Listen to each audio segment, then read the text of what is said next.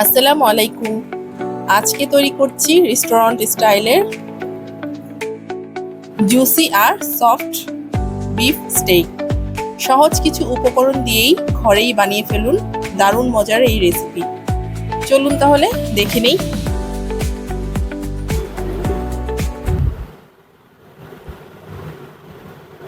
প্রথমেই আমি স্টেকের টুকরোগুলো একটি পেপার ন্যাপকিন দিয়ে ভালো মতো পানিগুলো সোক করে নিচ্ছি।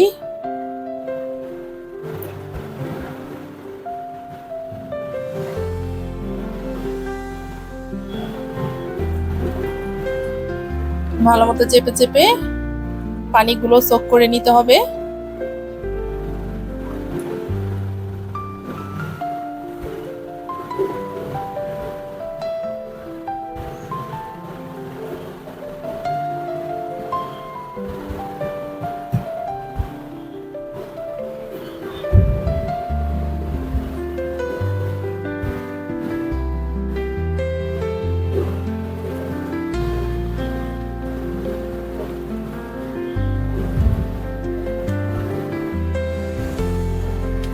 মাংসের ভিতরে যে এক্সট্রা পানি ছিল সেই সব পানিগুলো সোক হয়ে গিয়েছে।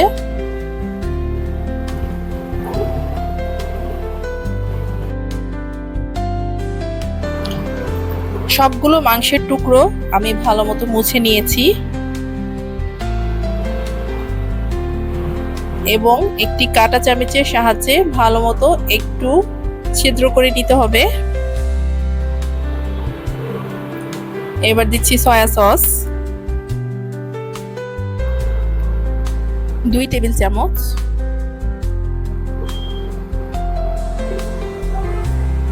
আর দিচ্ছি 1 চা চামচ গোলমরিচ, সামান্য কিছু লবণ। এবার এটাকে ভালো মতো একটু মাখিয়ে ম্যারিনেট করে রাখবো 1 ঘন্টা।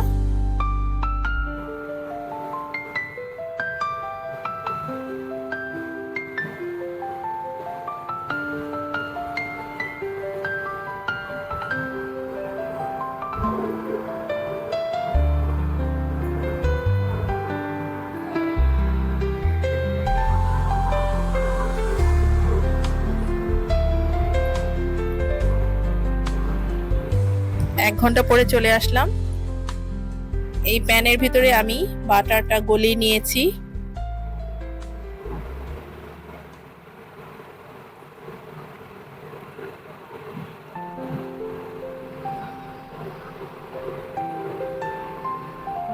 বাটারটা একটু গরম হওয়ার পরে মাংসের টুকরাগুলো দিয়ে দিচ্ছি।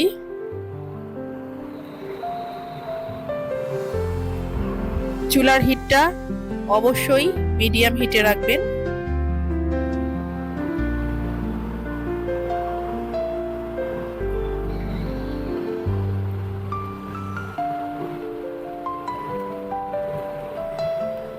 স্টেকটাকে প্রথমে এক পাশ আমি 3 মিনিট বার্ন করে নিব।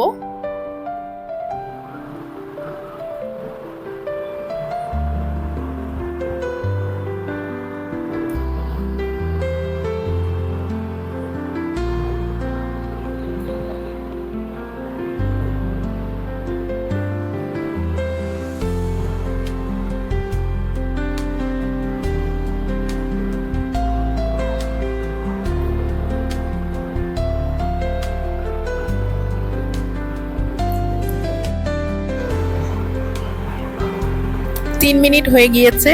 এবার অপর পাশটা উল্টে নিচ্ছি।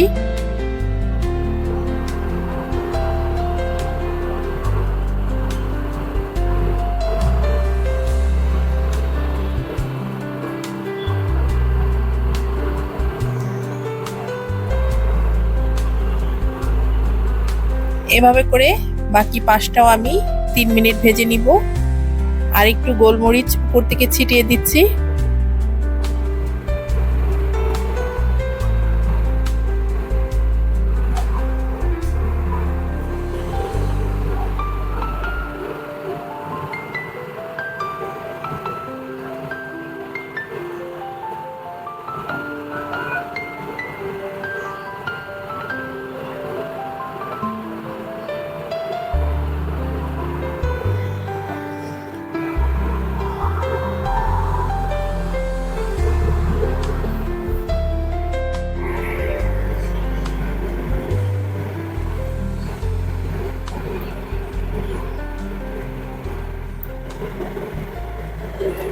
যেহেতু আমি স্টেকটা ওয়েল ডান করে নিব, তাই আমি এটাকে আরও 1 মিনিট ভাজবো। এবার আমি কিছু আস্ত রসুনের কোয়া দিয়ে দিচ্ছি।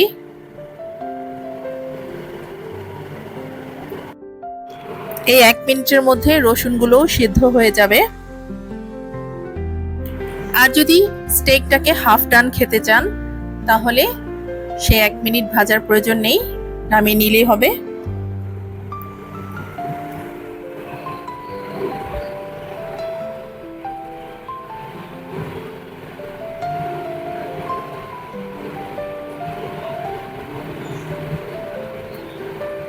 আমি স্টেকটাকে পুরোপুরি ওয়েল ডান করে নিচ্ছি। যারা হাফ ডান খেতে চান তারা এখনই নামিয়ে নেবেন, 1 মিনিট এক্সট্রা ভাজার প্রয়োজন নেই। সাইডগুলো একটু বার্ন করে নিচ্ছি।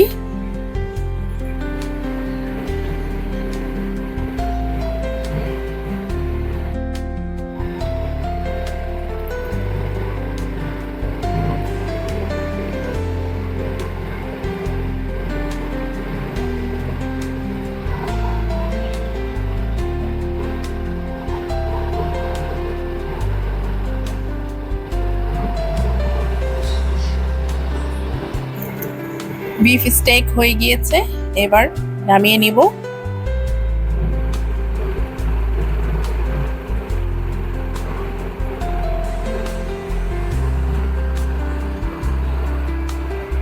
এখানে রসুনের পিসগুলো কিন্তু আমি খোসা সহ দিয়েছি।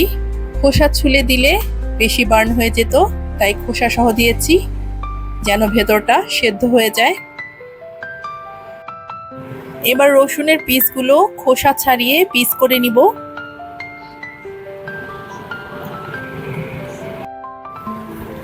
এবং স্টেকের উপরে গার্নিশিং করব।